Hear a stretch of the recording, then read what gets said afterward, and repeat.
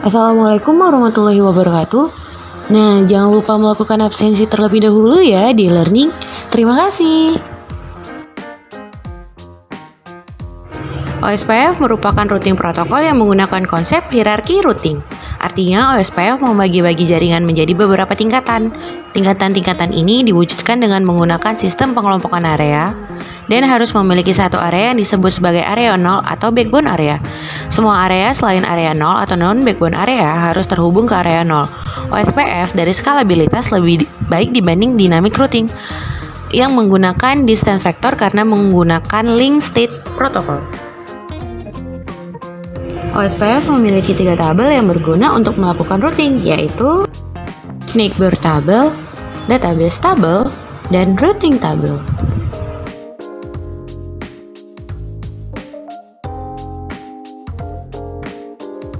OSPF memiliki 5 paket agar routing dapat bekerja, yaitu hello, database descriptor, link state request, link state update, link state acknowledgement.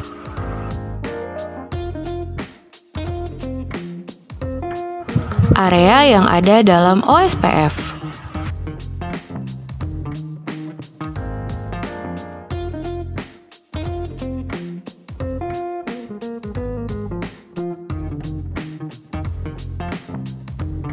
Cara kerja OSPF.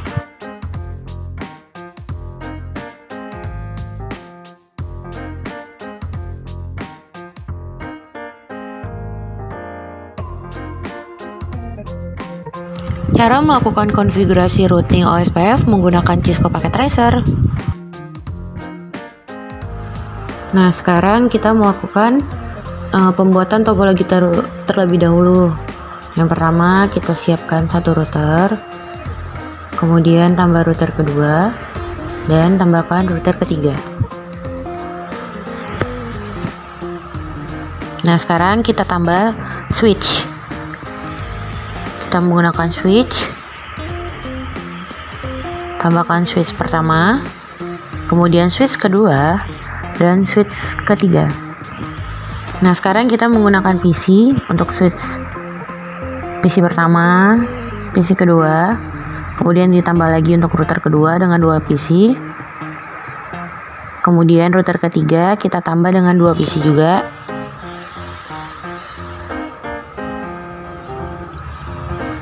Nah, oke, udah seperti ini topologinya. Sekarang kita menggunakan kabel untuk menghubungkan antara PC ke switch menggunakan kabel strike.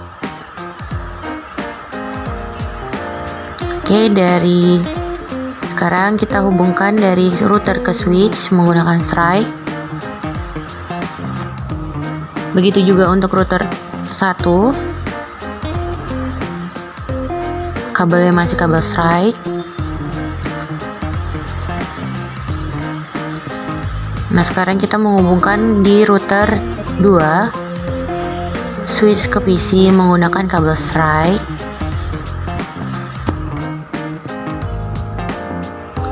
Router ke switch menggunakan kabel strike. Nah, sekarang router ke router kita hubungkan menggunakan kabel cross. Nah, di sini akan muncul permasalahan, kenapa nggak bisa nambah kabel. Nah, jangan panik, caranya kalian double klik di router yang kedua, terus kalian turn off, kemudian kalian zoom out, kemudian tambahkan CFE yang ada di sebelah kiri, kalian drag, kemudian kalian on kembali. Nah, ketika menggunakan pengabelan, maka jalurnya sudah ada.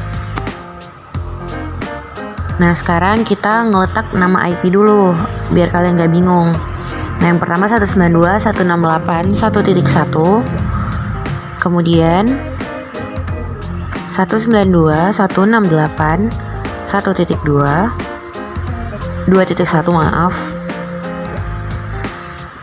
Selanjutnya 192.168.3.1. Ingat ya, network dan hostnya harus kita bedakan.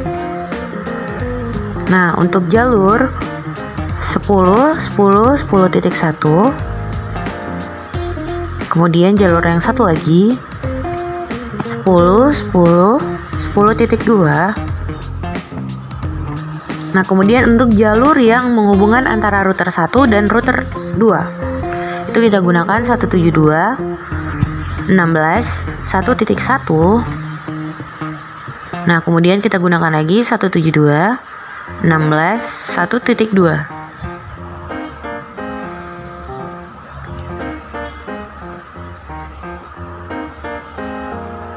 Nah, sekarang kita ke router 0. Untuk mengaktifkan CLI-nya, double klik, kemudian CLI seperti konfigurasi biasa, no, enable, konfigurasi terminal, interface fast Ethernet 0/0, kemudian kita masukin IP address 192.168.1.1, submaxnya 255.255.255.0, no shutdown, exit, kemudian kita masukkan lagi interface fast Ethernet 1/0, IP-nya 110.10.10.10.1 dengan subnettingnya 255.0.0.0. Kemudian no shutdown, kemudian exit lagi. Oke, udah selesai untuk konfigurasi di router 0. Sekarang kita ke router 1.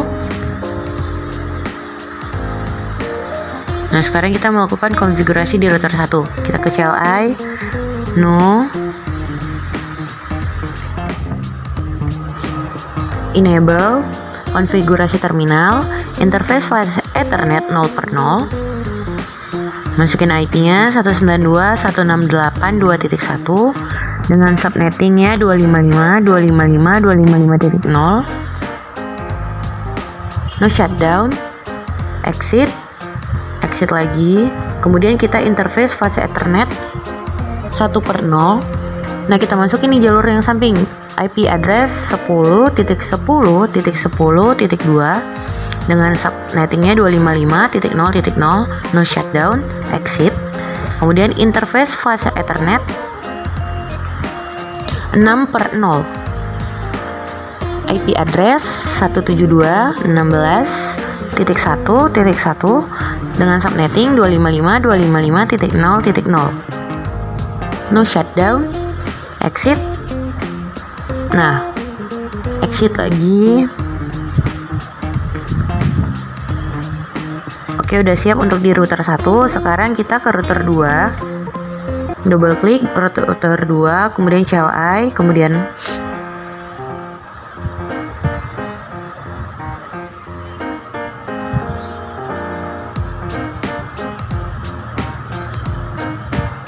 no, enable, konfigurasi terminal, interface fast Ethernet 0/0, IP address 192.168.3.1, subnettingnya 255.255.255.0.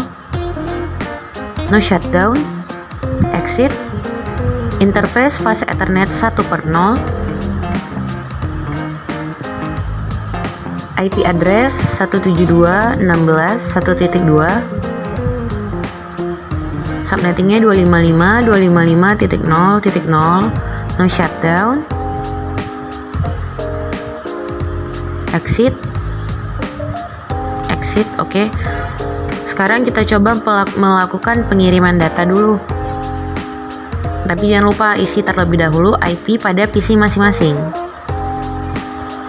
Kita ke IP PC, konfigurasi, kemudian kita masukin IP yang sesuai dengan jalur di mana si PC tersebut terhubung routernya.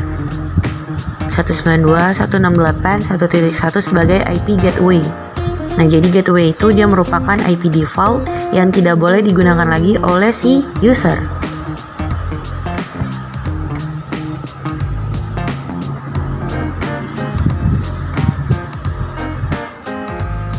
Sekarang kita ke router 2 di PC 2. Nah, kita masukin IP-nya 192.168.2.2.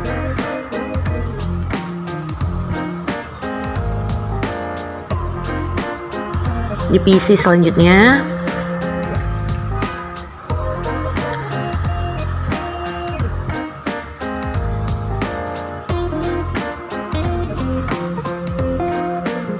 Oke, sekarang kita ke PC 4 yang ada pada router 2. Desktop, IP konfigurasi, IP address kita masukin 192.168.3.2 dengan gateway-nya 3.1.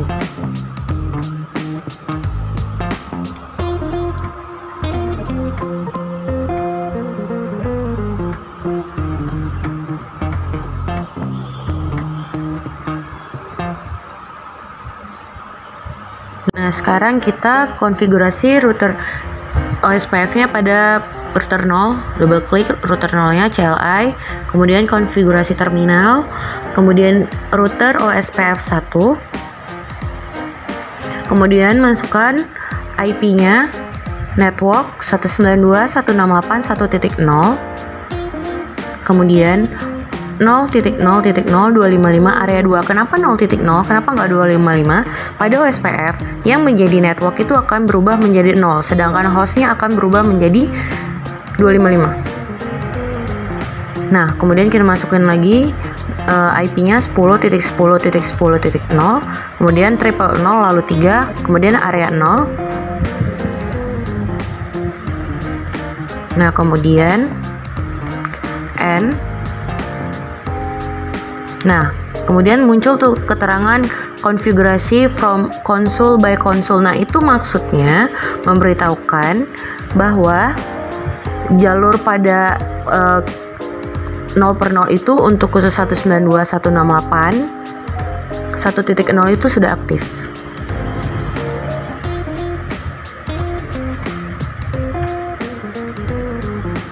Nah, sekarang kita exit, kita ke router 1, kita enable, kita konfigurasi terminal, kemudian router OSPF 2. Nah, sekarang masukkan IP-nya network 192.168.2.0, kemudian triple 0.255 area 0. Kemudian enter, masukin lagi network IP-nya 10.10.10.0, kemudian triple 0 lalu 3, baru masukkan area 0.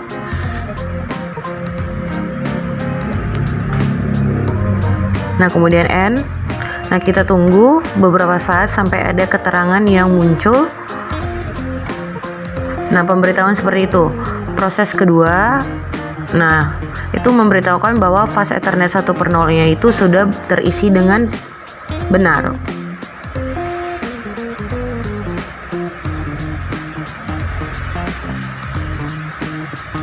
Nah, dia itu untuk IP yang 192.168.255.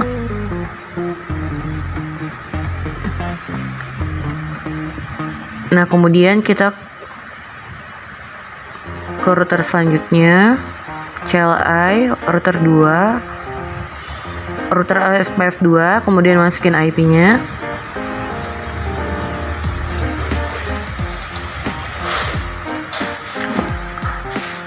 Kemudian network.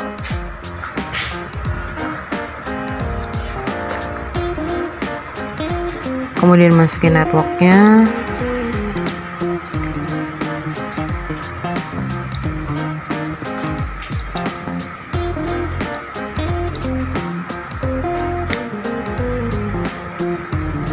Kemudian show IP konfigurasi, show IP OSPF netboard. Nah, itu dia fungsinya untuk menampilkan network ID pada router-router sebelahnya. Ini untuk masih di router 1 ya, untuk si IP yang ada pada router 0. Nah, kemudian show IP OSPF database. Nah, fungsinya itu dia untuk menampilkan database pada router. Jadi si database pada router 2 ini semua ditampilkan ketika kita mengklik show database. Nah, sekarang kita ke router 2. Router 2. Kemudian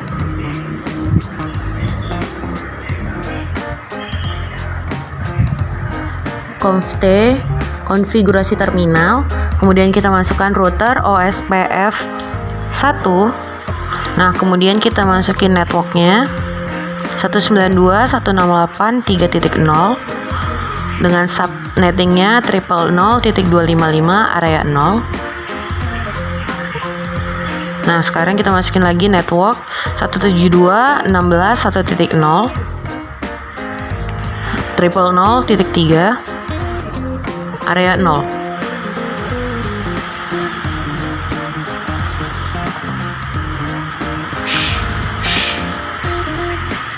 Kemudian kita masukin IP-nya 172.16.1.0.000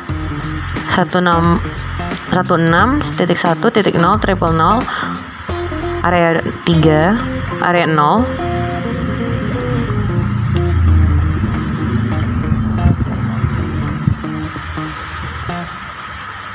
Kemudian N. Nah, itu keterangannya udah muncul bahwa IP pada 192.168.2.1 itu prosesnya sudah terisi dengan benar.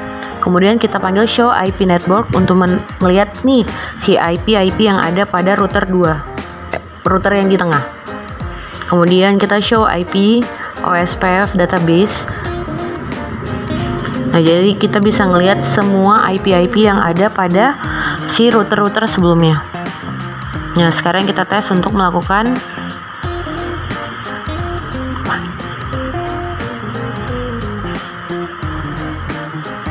jadi sekarang kita tes dulu untuk ngecek datanya. Nah, itu ada 192.168.1.1 untuk yang berada pada router 0, 10.10 untuk jalur 172 itu yang ada di jalur pada router 2 dan router 1.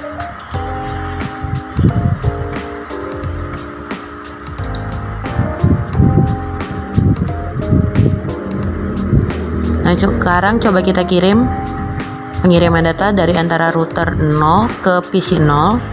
Kemudian kita kirim lagi dari router 0 ke PC 1. Nah, sekarang kita coba melakukan pengiriman dari PC 1 ke PC 0. Kemudian kita lakukan lagi pengiriman dari router 1 ke PC 2. Kemudian dari router 1 ke PC 3, pengiriman dari router 1 ke PC 3, kemudian dari router 2 ke PC 4,